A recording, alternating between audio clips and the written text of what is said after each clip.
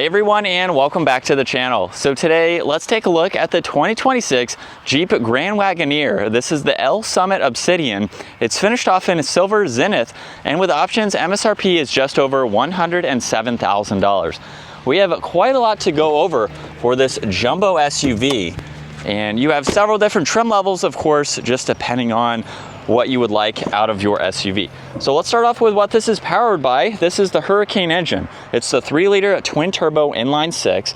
It is paired to the 8-speed automatic, pumps out 420 horsepower, 468 pound-feet of torque. This can do 0 to 60 in 5.5 seconds or so. And as far as fuel economy goes, you're looking at 16 in the city and 22 out on the highway. Now, hopefully, as you just saw all of the DRLs lit up, this has that bar that runs from headlight housing to headlight housing with that dark inner housing to them, which is a nice design. It also still retains that traditional Jeep grille with this lower gray trim accent just to separate it slightly. This also gets LED DRLs in the lower section. There's also a forward camera, parking sensors, sensor for distance pacing, even tow hooks too, and lots of gloss black to pair it nicely with this silver. You'll notice it's even on the Jeep logo, and then there's some crisp lines coming down the hood. Now, this model also has the height adjustable suspension, so standard ground clearance is right around 10 inches. However, that can vary depending on the height that you set it to. Now, that gloss black works its way to the fender flares. This also has 22-inch wheels with that two-tone design. And you'll notice more gloss black on the power folding side mirrors. There's a camera and a turn signal, and it's on the entire roof. There's roof racks and even a moonroof up top, and some gloss black trim accents for the door handles. Now, you'll notice with this being a 3-row SUV, the proportions are still fantastic. Has a great look to it with some subtle lines that flow down the side. In the back, this has a very flat rear end. You'll notice there's the wiper blade along with a digital camera for the rear view mirror. There's LEDs for the lighting, backup camera, and parking sensors. This can also tow around 5,700 pounds. And you'll notice when I unlock it, this does have the sequential design for the turn signal. So that will be the turn signal, of course, when that is activated. And this also has remote start.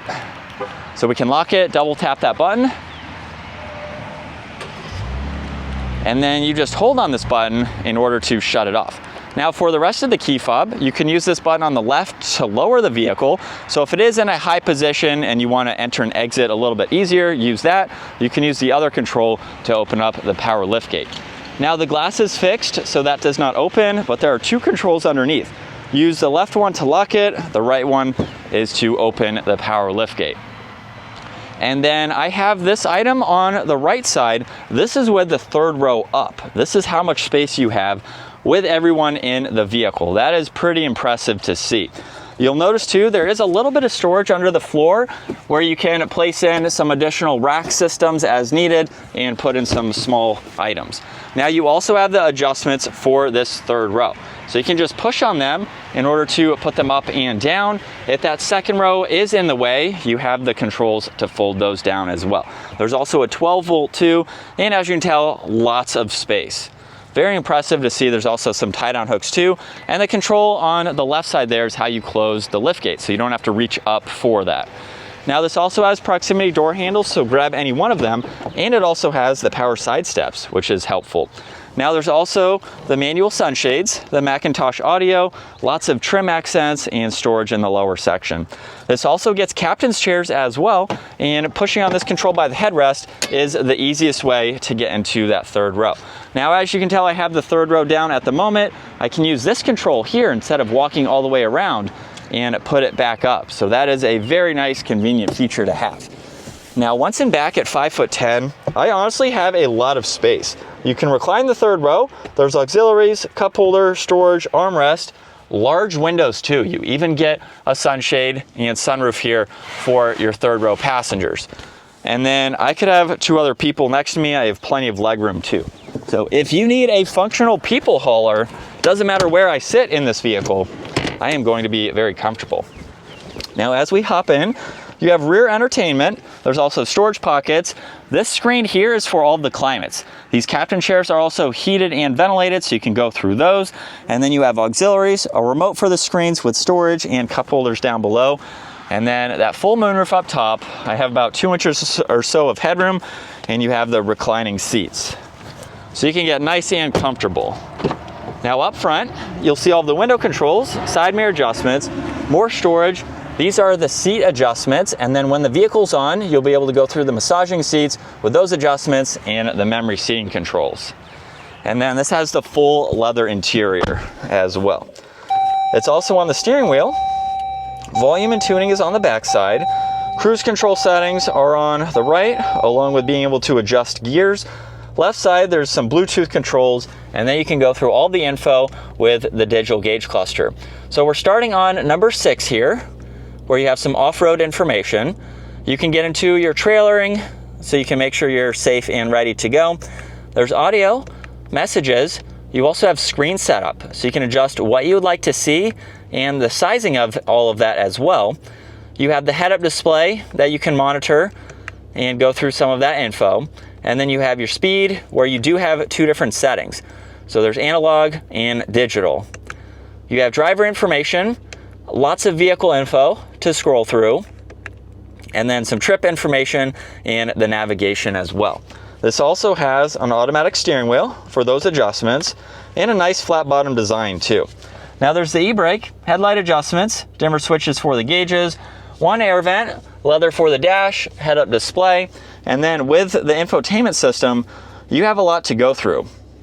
Home screen has some widgets that you can add.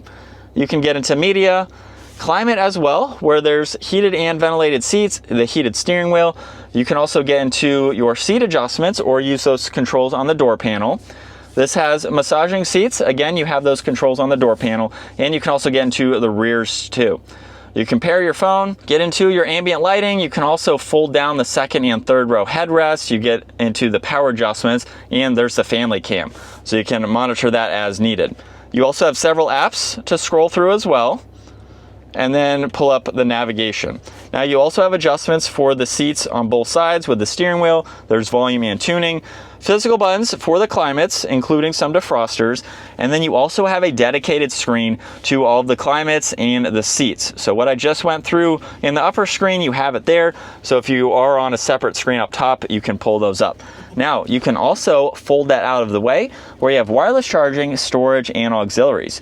There's also mute, engine start stop, auto hold, lane keeping assist, hazards, traction control, parallel parking, parking sensors, tow and haul, and you have an adjustment to turn on and off the passenger screen.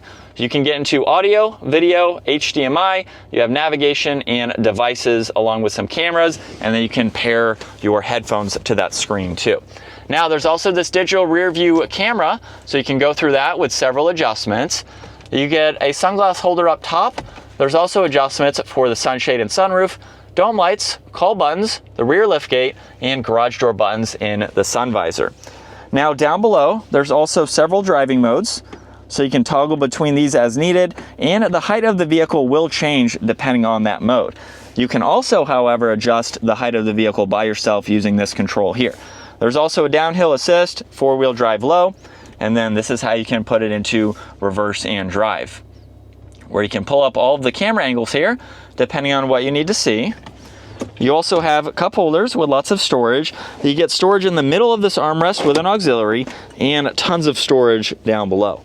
There's also more in the glove box, which is locking, and then a lot of visibility. For this big vehicle, look at how large all of this glass is. It makes it super easy to see over both sides. And with it in sport mode now, here we go. Pedal to the floor.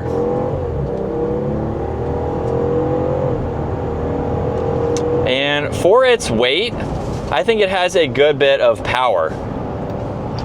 It's a heavy vehicle, but we were easily able to get up to speed and to merge into traffic.